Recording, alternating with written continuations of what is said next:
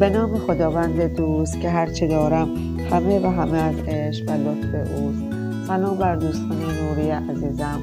حال دلتون عالی و وقتتون بخیر. عزیزای دلم، امروز میخوام یک ذکر بسیار بسیار بسیار کاربردی،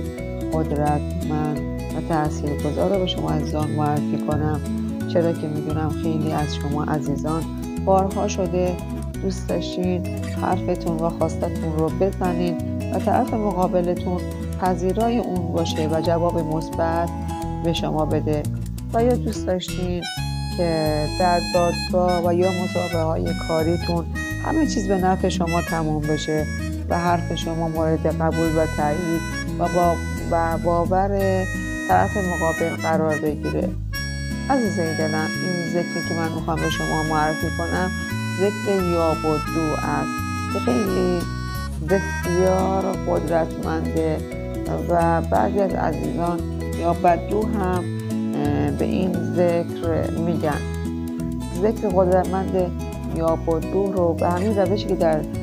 تصویر برای شما گذاشتم کف دستتون مینویسید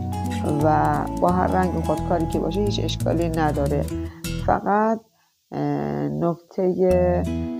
قابل توجه اینه که دستتون رو باید مشت کنید و تا لحظه‌ای که در اون مکان و در مقابل اون شخص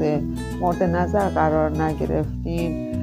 به هیچ عنوان دستتون رو باز نمی کنید و هر زمان خواستین که حرف خواستتون رو بزنید دستتون رو باز می کنید و با خیال راحت حرف خواستتون رو میزنید و خودتون با تعجب، تأثیر و شگفتی